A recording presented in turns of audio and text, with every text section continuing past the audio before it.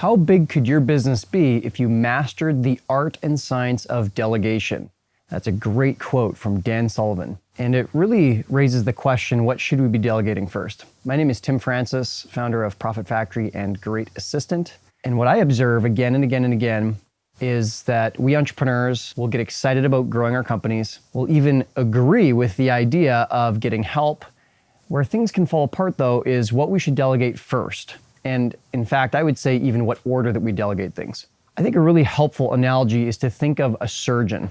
Is it possible to delegate all of surgery? I mean, if we leave it as one really big task, then it's impossible. However, if we unpack surgery into the smaller pieces, suddenly now we can delegate different parts. So for example, before a surgery, we need to do a lot of imaging like x-rays, blood work. We also need to make sure there's a bunch of paperwork that gets completed. There's also preparing the patient, booking the room, making sure that all the nurses and other helpers are going to be there during the surgery. So if we unpack surgery into all the sub-steps, now all of a sudden we can say, all right, well, the surgeon doesn't need to prepare the room or clean the space or put away the tools afterwards. We can now delegate that to other people because we've unpacked the big project, which is surgery, into smaller tasks. Now, I encourage you to think about not only what are the small tasks that can be handed off, the order that you hand things off also really matters. So select tasks that happen regularly, are simple to learn and simple for you to teach, and they usually can get done in under about 20 minutes. And so if we've got a handful of those tasks to delegate right away to an assistant or someone else on our team, now all of a sudden we start winning back our time. It makes no sense to delegate a task that only happens once a month or once every couple months. We want something that's going to happen every single week so that the time and energy and money that we have to put into getting someone up to speed, we get a return on that investment of time, energy, and money right away.